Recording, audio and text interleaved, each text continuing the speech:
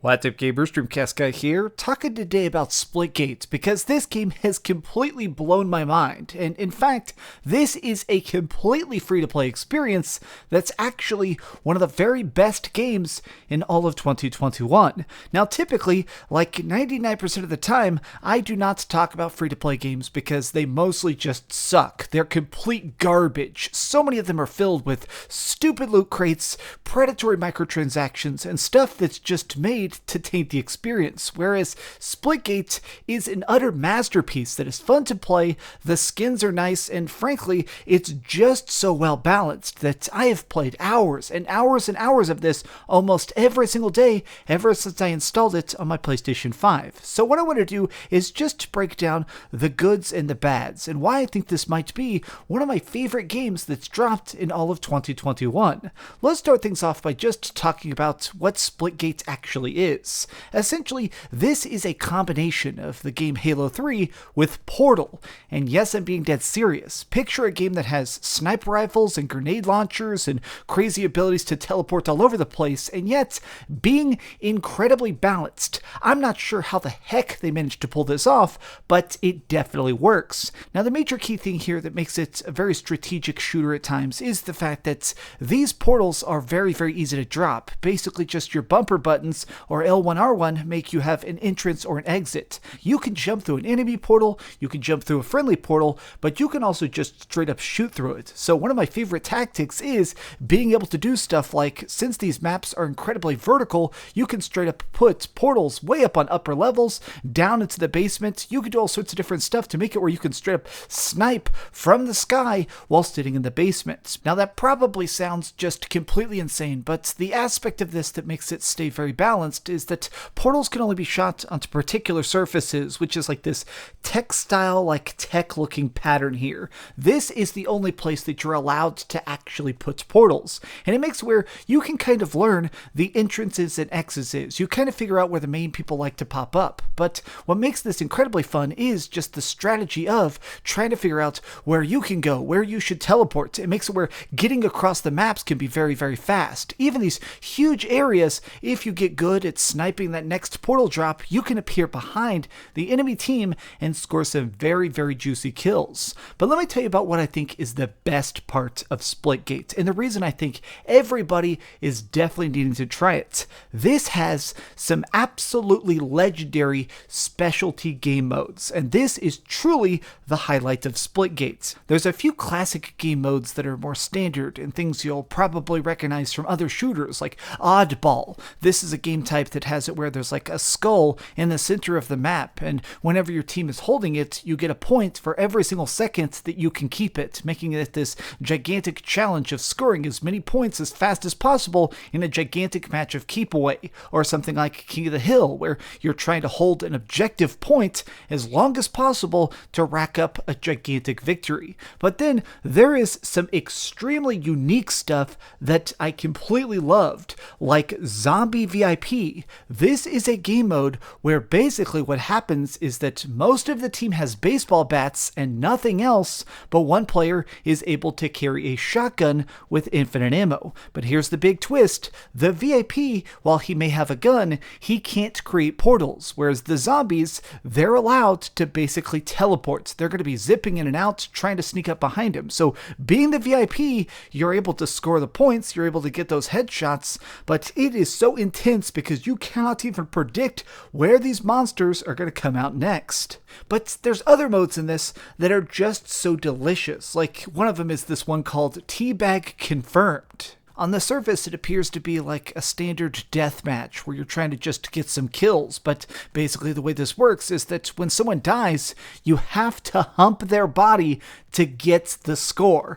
It sounds silly, and this is a goofy element that's sometimes considered toxic in first-person shooters, But I love that. It manages to make this cliche of gaming into something that almost feels celebrated. And every game mode is like this. There is just so much, like Instagig, which has like laser rifles that instantaneously kill people, so it's like a gigantic match of laser tag. Or one that I particularly loved was called One in the Chamber. Everybody has a sniper rifle, and each of the characters has just 10 health. So every time you hit somebody, even if it's just in the edge of their pinky or the tippy bits of their tippy toe, they're instantaneously gonna die.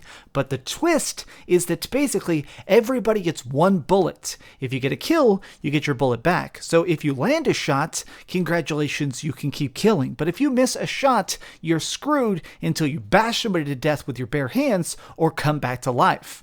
I love that the game does this. It constantly rewards you to be good at the game. It really creates this giddiness, this excitement of just playing the game itself. And it's not always about topping the charts. It is just about the glory and craziness of every single match.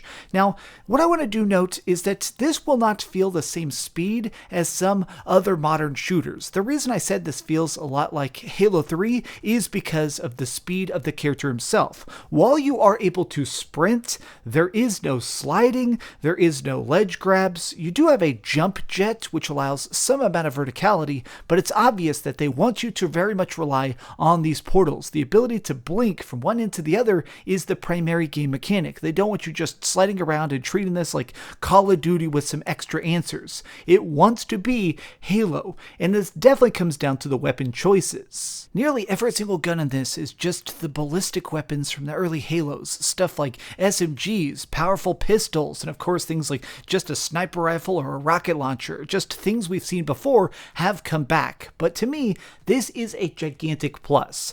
I love classic Halo, so getting a chance to play a game that just so perfectly mimics the classic Halo vibe, and yet on my PlayStation 5 and looking so glorious, is such a nice treat, especially because, I mean, let's face it, even the art itself looks like some sort of Halo training chambers, or the fact that everybody kind of looks like Master Chief's little brother. Like, it kind of just feels like an unofficial Halo sequel, and that is part of its charm.